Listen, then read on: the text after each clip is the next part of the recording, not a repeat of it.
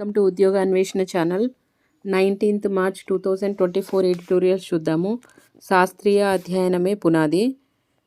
వరదలకు నివారించడానికి సాగునీటి అవసరాలను, జల విద్యుత్ ఉత్పత్తి కోసము బ్యారేజ్లు, ఆనకట్టలు నిర్మిస్తారు. వీటిని కట్టేటప్పుడు శాస్త్రీయ సమగ్ర అధ్యయనం చేపట్టాలి, లేకుంటే భవిష్యత్తులో భారీ నష్టం తప్పదు. ఏదైనా నీరు ఎగువ నుంచి దిగువ ప్రాంతమునకు వైపునే ప్రవహిస్తుంది.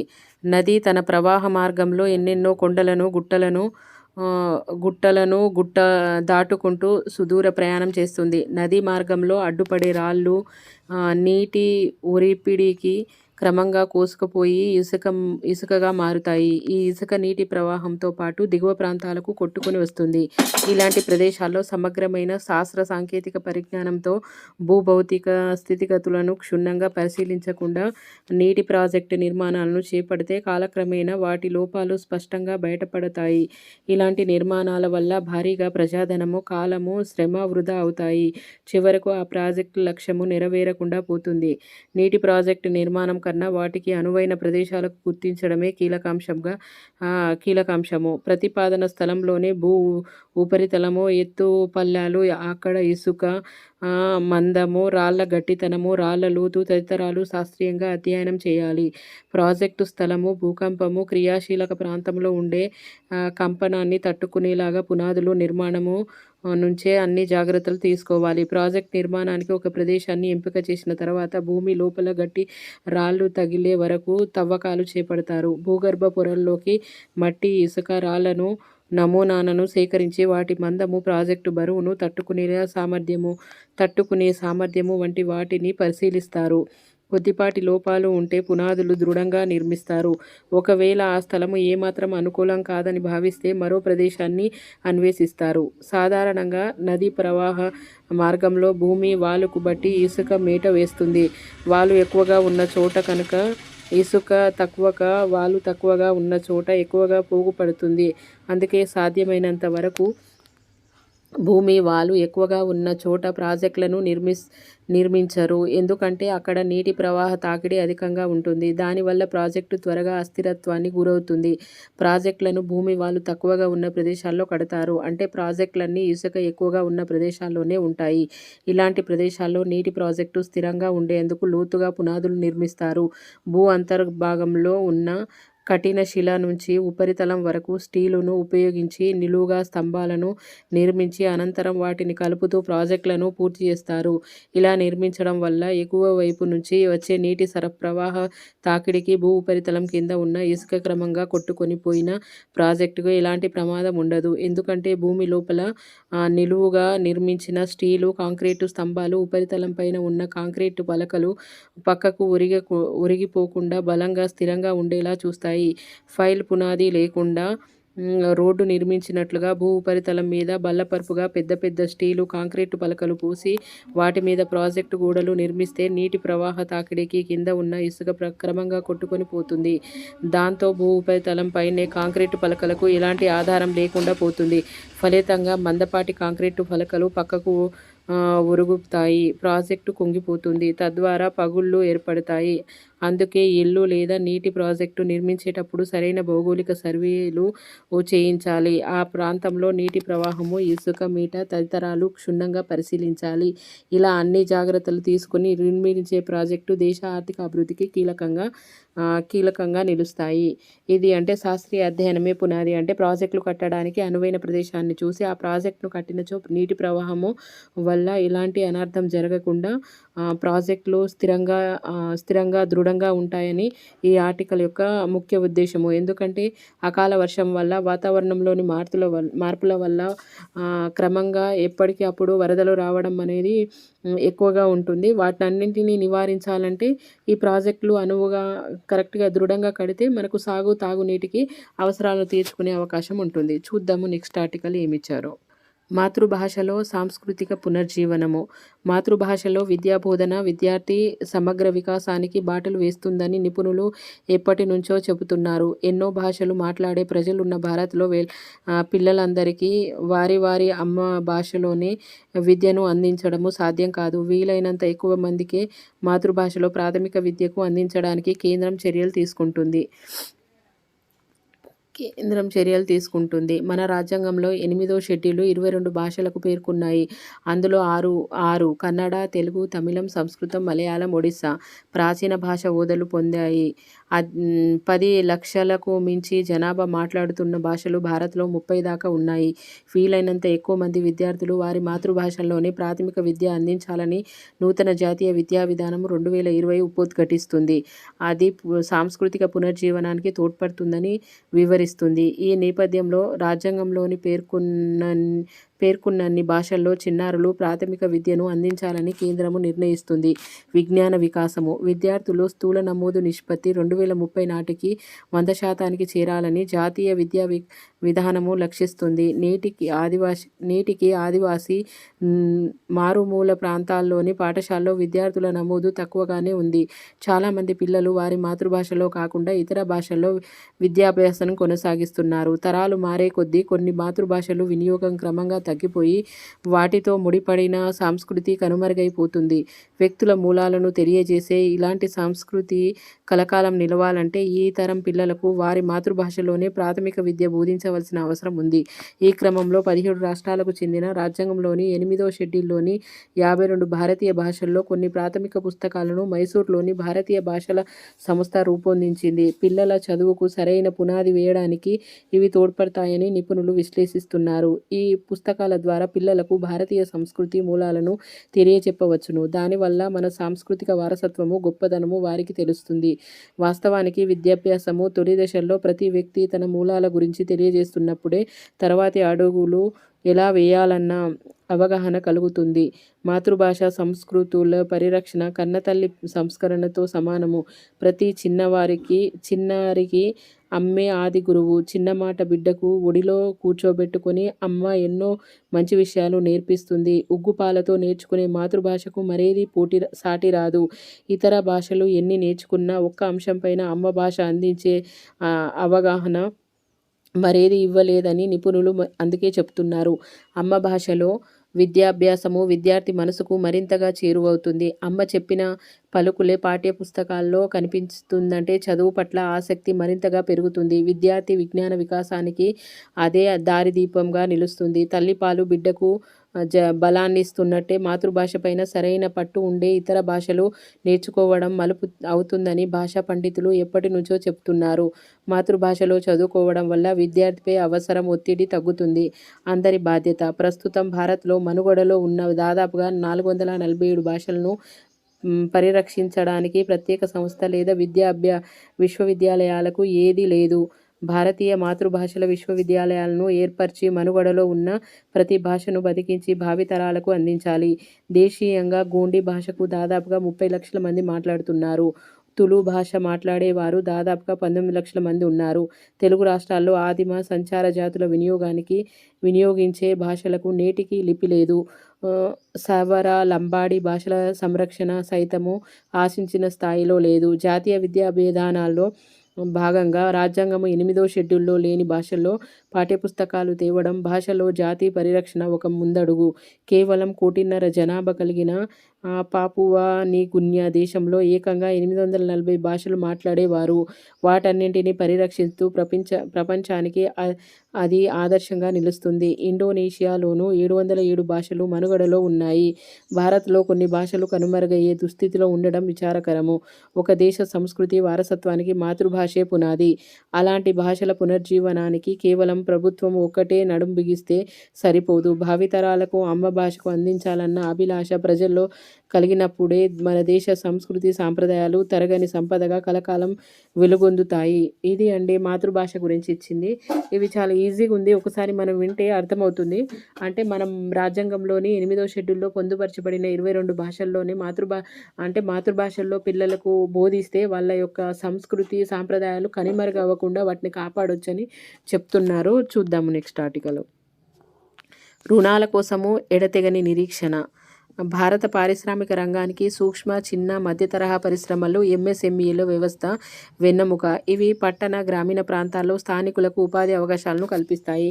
నిపుణ కార్మికులతో పాటు ఒక మోస్తారు నైపుణ్యాలున్న వారికి సైతము పని దొరికేలా చేస్తున్నాయి. నవీకరణ సామర్థ్యాన్ని సమకూర్చడం ద్వారా ఎంఎస్ఎంఈల కష్టాలను తొలగించగల వీలుంది. భారతీయ పారిశ్రామిక రంగంలో ఎంఎస్ఎంఈల విశిష్ట స్థానము. దేశ జీడీపీలో 30% వాటా సమకూరుస్తున్న ఎంఎస్ఎంఈలు ఎగుమతులు, ఆదాయంలోనూ గణనీయమైన వాటా ఆక్రమిస్తున్నాయి. 11.1 కోట్ల మందికి ఉపాధి కల్పిస్తూ సామాజికంగా, ఆర్థికంగా దేశ ప్రగతికి తోడ్పడుతున్నాయి. వెనుకబడిన ప్రాంతంలో ఏర్పాటైన ఈ వ్యవస్థ ఆదాయపరమైన వ్యత్యాసాలను తొలగించడంలో కీలక పాత్ర పోషిస్తున్నాయి. సరళీకరణల వల్ల నేడు అంతర్జాతీయ సంస్థల నుంచి పోటీ ఎదుర్కొంటున్న చిన్న పరిశ్రమలు సరైన రుణ సదుపాయం, మార్కెటింగ్ సౌకర్యాలు లభించకపోవడం పెద్ద లోటు. అవసరమైనంత స్థాయిలో రుణాలు అందుబాటులో ఉండడం లేదు. భారీ ఎత్తున రుణాలు అందుబాటులోకి వస్తేనే ఎంఎస్ఎంఈలు నిలదొక్కుకోగలుగుతాయి. సరైన పూచీకత్తు ఇవ్వలేకపోవడంతో ఎంఎస్ఎంఈలకు ఇచ్చిన అప్పులు తిరిగి అనే కోణంలో బ్యాంకులు, ఆర్థిక సంస్థలు సందేహిస్తున్నాయి. రుణ సౌకర్యం పొందడానికి ఎన్నో రకాల పత్రాలను నింపవలసి రావడము కూడా తలనొప్పి వ్యవహారంగా మారుతుంది. ఎంఎస్ఎంఈలకు సులువుగా రుణాలు అందడానికి ఏర్పాటు చేస్తున్నామని ప్రభుత్వాలు చెబుతున్న పరిస్థితి ఏమాత్రం మెరుగుపడడం లేదు. మార్కెటింగ్లో వెనుకంజ. భారతదేశము మొత్తం పారిశ్రామిక ఉత్పత్తిలో 45% ఎంఎస్ఎంఈల ద్వారానే సమకూరుతుంది. ఎగుమతుల్లో 40% ఈ సంస్థల నుంచే జరుగుతుంది. దేశీయ ఆర్థికానికి కీలకమైన ఎంఎస్ఎంఈలకు సంఘటిత రంగం నుంచి రుణ మంజూరులో సరైన ప్రాధాన్యం లభించడం లేదు. దేశంలో 6.4 కోట్ల ఎంఎస్ఎంఈలలో 14% మాత్రమే బ్యాంకులు, ఆర్థిక సంస్థల నుంచి రుణాలను లభిస్తున్నాయి. ఎంఎస్ఎంఈలకు ఆర్థిక సంఘాల నుంచి లభిస్తున్న కార్యనిర్వాహక మూలధనము 30%. ప్రారంభ దశలోనే ఎంఎస్ఎంఈల సంస్థలు నిలదొక్కుని వ్యాపారంలో పురోగమించాలంటే సకాలంలో రుణాలు అందించి ఆదుకోవాలి. ప్రభుత్వము ఈ సంస్థలకు పూచీకత్తు లేకుండా రుణ హామీ పథకాన్ని అమలు చేయాలి. రుణ దరఖాస్తు ప్రక్రియను సులభతరం చేయడం ద్వారా అవసరమైన ఎంఎస్ఎంఈల చేతిలో డబ్బు అందేలా రుణాల సదుపాయాన్ని కల్పించాలి. చిన్న పరిశ్రమల నుంచి వస్తువులను కొని ప్రోత్సహించేలాగా బడా కార్పొరేట్ సంస్థలకు ప్రభుత్వం దిశానిర్దేశం చేయాలి. ట్రేడర్ పోర్టళ్లను జీఎస్టీ ఇన్వాయిస్ల పోర్టల్తో అనుసంధానించి ఎంఎస్ఎంఈలకు రుణ సదుపాయాన్ని వేగిరపరచాలి. అంటే తయారు చేసిన వస్తువులకు మార్కెటింగ్ చేసుకోవడం బడా పారిశ్రామిక సంస్థలకే కష్టంగా ఉంది. అలాంటప్పుడు ఎంఎస్ఎంఈల పరిస్థితి ఎలా ఉందో అర్థం చేసుకోవచ్చు. అనంటే వీళ్ళకు బిజినెస్ ఈజీగా వాళ్ళ వస్తువులను విక్రయించాలంటే ఈ ట్రేడ్ పోర్టల్ను జీఎస్టీకి, ఇన్వాయిస్కి పోర్టల్కు, అంటే ఈ ట్రేడ్ పోర్టల్ని జీఎస్టీని ఈ ఇన్వాయిస్ పోర్టల్కు అనుసంధానం చేస్తే వాళ్ళు ఈజీగా సరుకులను అమ్ముకోవడానికి అవకాశం, అంటే ఎంఎస్ఎంఈలకు మార్కెటింగ్ చేసుకునే అవకాశం దొరుకుతుందని చెప్తున్నారు. అలాంటప్పుడు ఎంఎస్ఎంఈల పరిస్థితి ఎలా ఉంటుందో, అంటే పెద్ద పరిశ్రమలకే వాళ్ళు ట్రేడ్ చేసుకోవడానికి ఇబ్బంది అయితే చిన్న చిన్న ఎంఎస్ఎంఈలకు ఏ విధంగా ట్రేడ్ చేసుకోవడానికి ఇబ్బంది అవుతుందనే దాని గురించి చెప్తున్నారు. నిధులు, సమయము, సరైన మార్కెటింగ్ సిబ్బంది లేక ఎంఎస్ఎంఈలు మార్కెట్లో వెనుకపడుతున్నాయి. ఈ లోపాన్ని సరిదిద్దుకోవడానికి ఆన్లైన్ తదితర వస్తువుల మార్కెటింగ్ మెలకువను ఎంఎస్ఎంఈలను నేర్పించవలసిన అవసరం ఉంది. తదనుగుణంగా జాతీయ చిన్న పరిశ్రమల సంస్థ ఎన్ఎస్ఐసి తరచూ వర్క్షాప్లను నిర్వహిస్తుంది.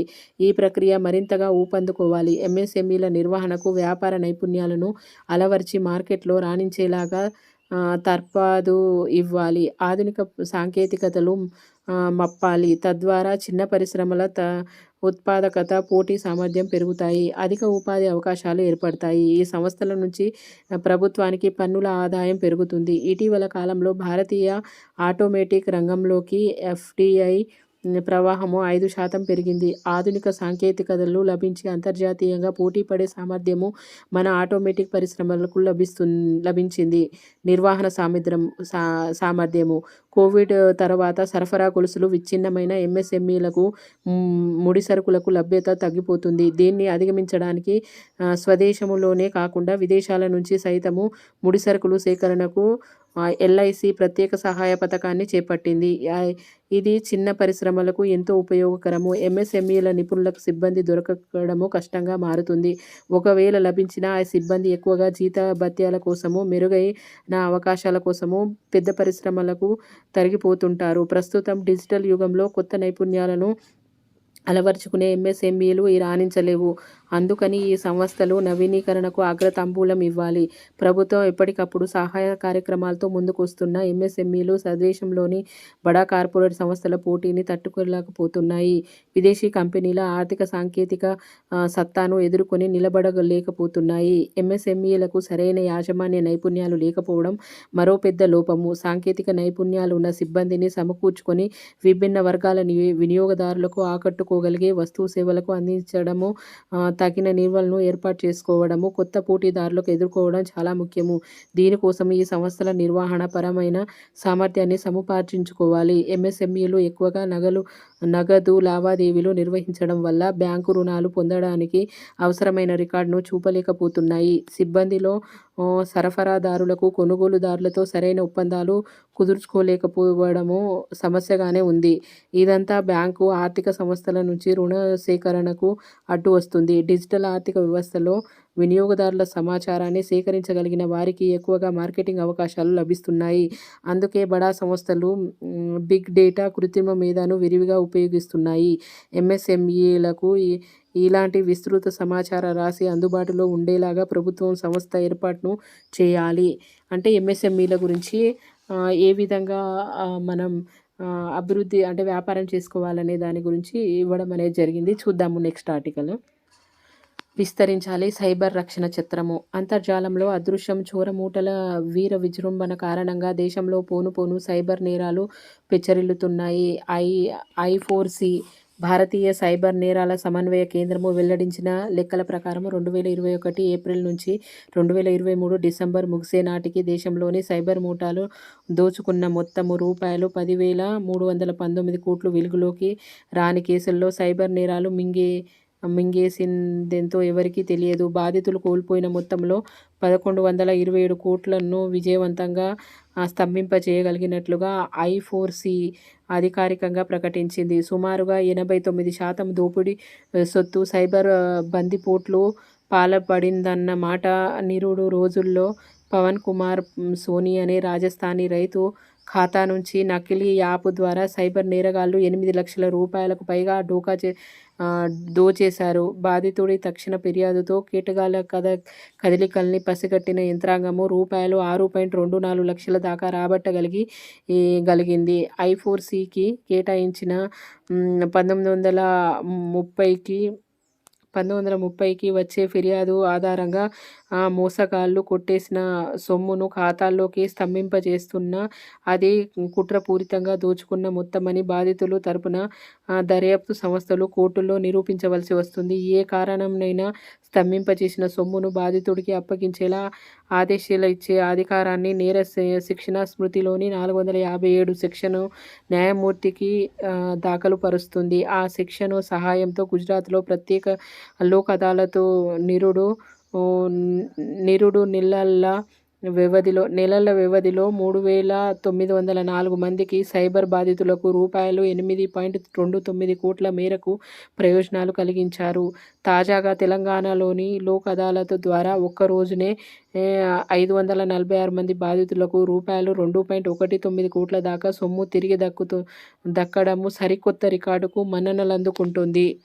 ఈ సంవత్సరం మొదట్లో ఒక వ్యాపారికి మత్తుమందుల పార్సెల్ వచ్చిందని కేసు పెడితే జైలు తథ్యమని బెదిరించిన సైబర్ నేరగాళ్లు రూపాయలు 98 లక్షలు రాబట్టారు. కొన్ని క్షణాల్లోనే దేశవ్యాప్తంగా ఉన్న 11 ఖాతాల్లోకి ఆ సొమ్మును మళ్లించి రూపాయలు 15 లక్షలు తీసుకున్నారు. తెలంగాణ సైబర్ భద్రతా విభాగము తుఫాను వేగంతో స్పందించి రూపాయలు 83 లక్షలు రాబట్టగలిగింది.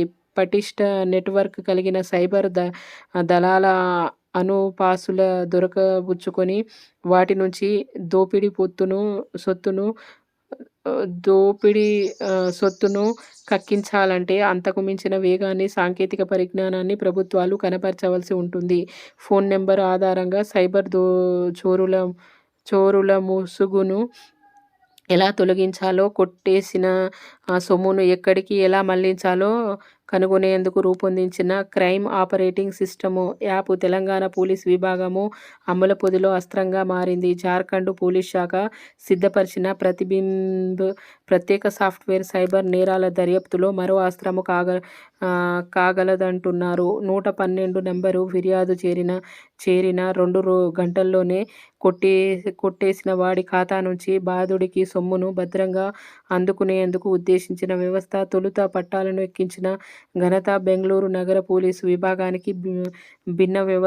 భిన్న రాష్ట్రాల స్థాయిల్లో వ్యక్తమవుతున్న ఈ చొరవ వాటి మధ్య సమాచార మార్పిడికి బాటలు పరిస్తే అవి సైబర్ ఉగ్రవాదానికి యమపాశాలవుతున్నాయి. సైబర్ ఘాతుకాలపై ప్రజలెవరన్నా ఇప్పటి నుంచి ఫిర్యాదులు చేయడానికి కేంద్రము 2019 ఆగస్టులో జాతీయ సైబర్ క్రైమ్ రిపోర్టింగ్ పోర్టల్ NCCRCని ఏర్పరిచింది. అక్కడ నమోదైన ఫిర్యాదులను సంబంధించి విచారణ ప్రక్రియ మందకొడిగా అఘోరిస్తుంది.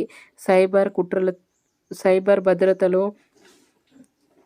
డెన్మార్క్, జర్మనీ, అమెరికా అగ్రపథాన సాగుతుండడానికి వాటి పటిష్ట కార్యాచరణే ప్రధాన కారణము. కెనడా, బ్రెజిల్, ఇంగ్లాండ్ వంటివి సైబర్ నేరాల నియంత్రణ వ్యూహాలను నిరంతరం పదును పెట్టుకుంటున్నాయి.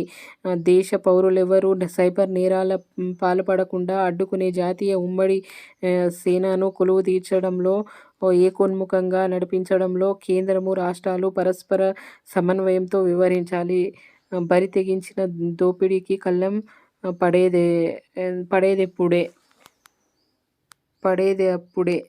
పడేదప్పుడే అని చెప్తున్నారు. ఇదంటే సైబర్ రక్షణకు చట్టము. అంటే సైబర్ నేరగాలను పట్టుకోవడానికి భారతదేశంలో కూడా ఏ విధంగా అయితే వివిధ దేశాల్లో పటిష్ట చర్యలు చేపడుతున్నారో, అంటే ఎగ్జాంపుల్ అమెరికా కానీ, జర్మనీ కానీ, డెన్మార్క్ ఈ దేశాల్లో పటిష్టమైన చర్యల ద్వారా క్షణాల్లో వాళ్ళ యొక్క కాజేసిన డబ్బుల్ని వాళ్ళ ఖాతాలో పడేటట్టుగా చేస్తున్నారు. అదేవిధంగా మన భారతదేశంలో అలాంటి పటిష్ట చర్యలు చేపట్టినప్పుడే వాళ్ళ దగ్గర నుండి మన కాజేసిన డబ్బులను తిరిగి రాబట్టవచ్చు అని చెప్తున్నారు. ఇవండి ఈరోజు ఆర్టికల్స్. మీకు నచ్చితే లైక్ చేయండి, షేర్ చేయండి. అవసరమైన మీ మిత్రులకి ఈ ఛానల్ గురించి చెప్పండి. సబ్స్క్రైబ్ చేసుకోండి.